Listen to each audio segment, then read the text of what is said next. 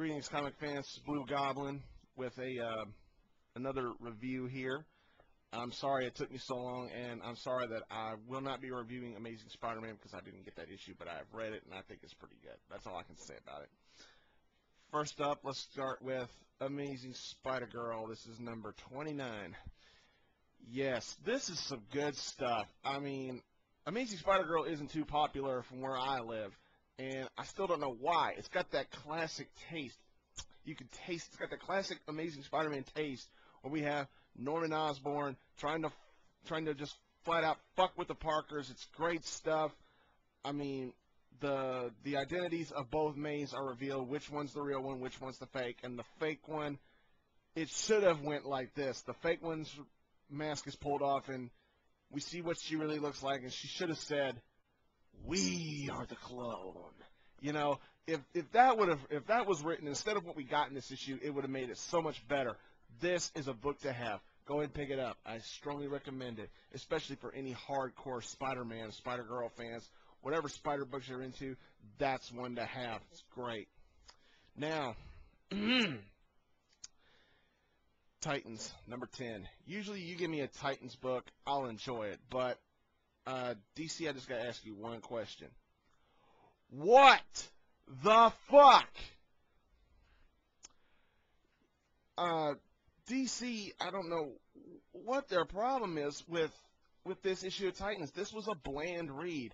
You know, when I got the advertisement saying Titans versus JLA, you know, the struggle with Jericho becoming, you know, even more turbulent. I mean, what we get is just boring. I mean, the only reason why I picked this series up is because it features the same lineup as this series did. I mean, you give me a Teen Titans book, I usually look for this lineup. This is the Titans in my view, not Tim Drake's shit. Terror Titans is okay. I picked this up because I wanted it to remind me of this, but sadly, this did not deliver. Go ahead and pass on this one. You don't need it. Next up, final issue of Nightwing, number 153.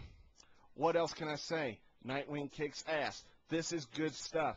I loved every page of it. This was great. You know, Nightwing, and much like everybody else here in America, wherever they're hyping the comic books, everybody seems to be taking Batman's death very nonchalant, very calmly.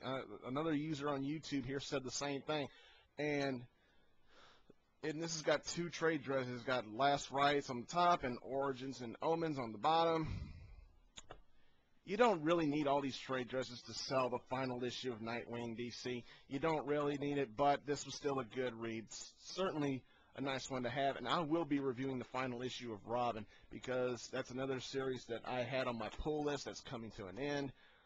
But I think it's for the right reasons. Go ahead and pick that up. If you're a fan of Dick Grayson, Nightwing, or any member of the Batman family, pick that book up. You'll love it. Speaking of bats, we got Batman number 686.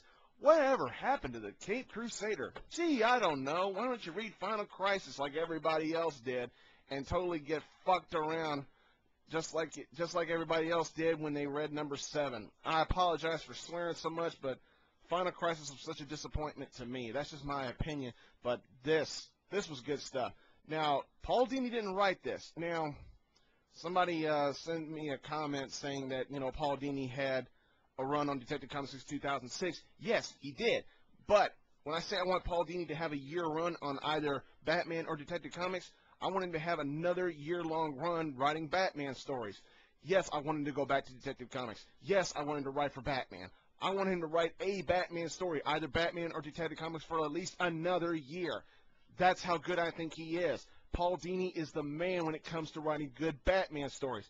This was no different. This is Neil Gaiman, but it's not as good as Paul Dini's shit, but this was still an awesome book.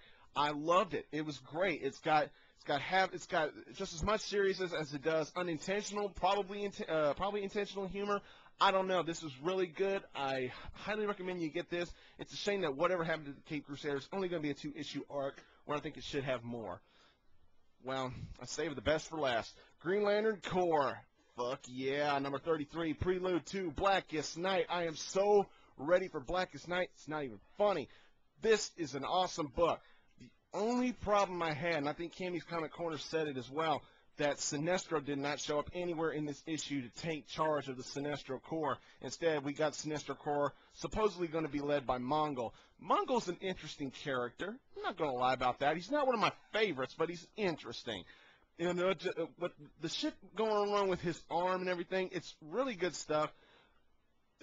If you, I believe Grandland said it best, if you wanted to invest your money in some good DC books, pick up Green Lantern Corps and Green Lantern, especially with the Rage of the Red Lantern shit going around. You'll thoroughly enjoy it. This was one of the best books. This one probably gets one of my highest recommendations. Go ahead and get this. Put it on your pull list. That's how much I want you to have it. Well, that's all I got. So until I see you again, later.